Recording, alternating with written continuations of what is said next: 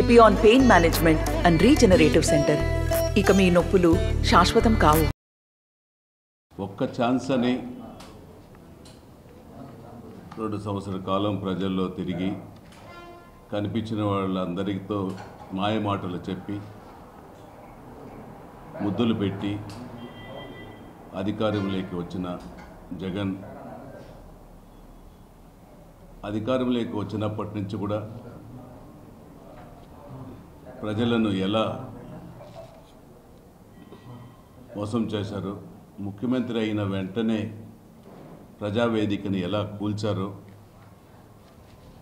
ఆ రోజు నుంచి విధ్వంస కాండను రాష్ట్రంలో పరిపాలన సాగుతూ ఉంది. ఒక పరిపాలనా భవనాన్ని కూల్చేసిన ముఖ్యమంత్రి పరిపాలన ఎలా చేస్తాడనేది ప్రజలు ఈ 5 సంవత్సరాల కాలంలో ప్రజలకు అర్థమైంది. ఇటువంటి అరాచకాలన్నింటినీ చూసి ఈరోజు ఎన్డీఏ కూటమి ప్రభుత్వం 37 పేజీలతో ఒక ఛార్జ్షీట్ కూడా వేయడం జరిగింది. 36 పేజీల్లో విశదంగా విశదీకరించడం కూడా చెప్పడం కూడా జరిగింది. అందులో ముఖ్యంగా 13 లక్షల కోట్లు అప్పులు తీసి రాష్ట్రాన్ని అభివృద్ధి చేస్తానని చెప్పి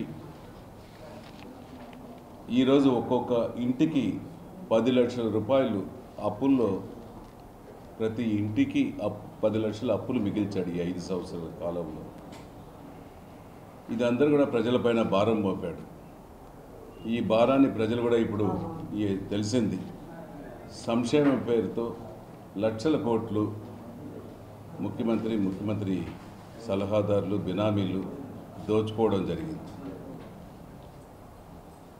ఈ అప్పులు తెచ్చిన 13 కోట్లలో అభివృద్ధి అనేది 1 కోటి రూపాయలు కూడా ఎక్కడ ఈ 5 ఏళ్ల కాలంలో ఏ నియోజకవర్గంలో కానీ అభివృద్ధి చేయలేదు.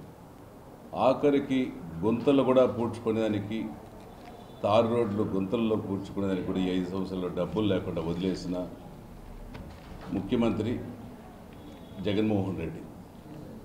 ఏ ముఖ్యమంత్రి కూడా ఈ 40 సంవత్సరాలుగా మేము చూస్తున్నాం అభివృద్ధి సంక్షేమం సమతుల్యంగా చేయడం జరుగుతూ ఉంది. అభివృద్ధిని దారి మళ్లించాడు. సంక్షేమంలో 730 హామీలు ఇచ్చాడు.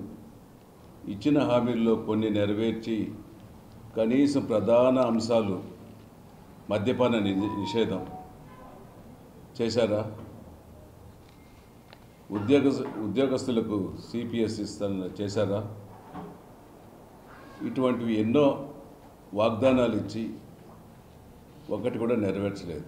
ప్రతిదీ చెప్తూ ఉంటాడు, నేను మాట చెప్తే మాట తప్పను, మడమ తిప్పను అనేసి. నువ్వు ఎన్ని మాటలు చెప్పావు?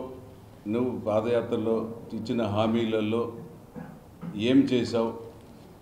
నవరత్నాలను పెట్టి ప్రజలను వంచావే తప్ప ఇంక ఏ పథకాలు, ప్రజలకు ఉపయోగపడే పథకాలు ఏం చేశావు? ఒక ఐటీ కారిడార్ ఇచ్చావా? ఒక ఇండస్ట్రియల్ పార్కులు ఏర్పాటు చేశారా? ఒక రహదారులు నిర్మించారా రాష్ట్ర ప్రభుత్వం తరఫున? ఏం చేశారనేది కూడా ముఖ్యమంత్రి సలహాదారులు కూడా ఆలోచించుకోవాలి. ఏదైతే ఈ జగన్మోహన్ రెడ్డి పరిపాలనలో ఒక విధ్వంస పరిపాలన జరిగిందో, ఎంతమంది ఎన్ని విధాలుగా నష్టపోయారో వాటన్నిటిని కూడా ప్రజలకు తెలియపరిచి, చైతన్యపరిచి మరి రాష్ట్రాన్ని కాపాడుకోవాలనే దిశగా మరి ఈ ఎన్డీఏ ఛార్జ్ షీట్ దాఖలు చేయడం జరిగింది.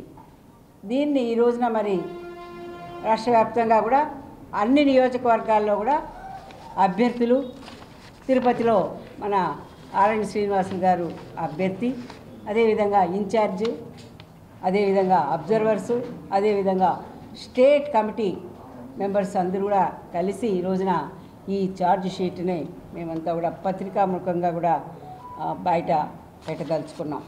ముఖ్యంగా ఈరోజు ఈ జగన్మోహన్ రెడ్డి ఒక విశ్వనీయత లేనిటువంటి, ఒక నైతికత లేనిటువంటి ఒక అక్రమ మార్గంలో ఈ రాష్ట్రానికి పట్టిన ఒక క్యాన్సర్ గడ్డలాగా ఈ రాష్ట్రానికి పట్టిన ఒక శనిలాగా దాపురిచ్చినటువంటి ఈ రోజుల్లో ఈ ఎన్డీఏ ఛార్జ్ షీటు మరి అందరికి కూడా ప్రజలందరికీ కూడా 4 కోట్ల ప్రజానీకానికి కూడా తెలియచేసి మనం ఎందుకు కూటమి అభ్యర్థులను గెలిపించుకోవాలి, మనం ఎందుకు జగన్మోహన్ రెడ్డిని పారద్రోలాలి అనే ఒక అంశాన్ని తప్పకుండా ప్రజలకు చేరువ చేయనట్లయితే నష్టపోయేది ఆంధ్రప్రదేశ్ రాష్ట్రం, ఆంధ్రప్రదేశ్ రాష్ట్ర ప్రజలు. కాబట్టి ఈ విధంగా మరి రాష్ట్రమంతా కూడా ప్రజలు తెలుసుకునే విధంగా ఈ ఎన్డీఏ మరి ఈ జగన్మోహన్ రెడ్డి మీద ఒక ఛార్జ్ షీట్ను ఈ రోజున తయారు చేసి రాష్ట్ర వ్యాప్తంగా కూడా మరి ప్రెస్ మీట్ల ద్వారా కానివ్వండి, కలెక్టరేట్లో కానివ్వండి, ప్రజలకు కానివ్వండి, ప్రెస్ మీట్ ద్వారా మన మీడియా సోదరుల ద్వారా కూడా దీన్నంతా కూడా చైతన్యపరిచి ప్రజలను చైతన్యపరిచే అవకాశం కల్పించడానికి ఈ విధంగా ఛార్జ్ షీట్ ఈ రోజున దాఖలు చేయడం జరిగింది. ఈ రాష్ట్రంలో ఈ జగన్మోహన్ రెడ్డి పరిపాలనలో ఒక పెత్తందారీ పరిపాలనలో రాష్ట్రమంతా కూడా ఈరోజు విధ్వంసమైపోయింది. అదే కాకుండా ఈ అరాచక పాలనకి అంతమొందించాలంటే తప్పకుండా కూటమి అనేది ఏర్పడి మరి ఒక పట్టుదలగా ఒక ధ్యేయంగా ఈ రోజున ఏర్పడి ఈ అరాచక పాలనకు అంతమొందించాల్సిన అవసరం ఉంది ఈ రాష్ట్రంలో.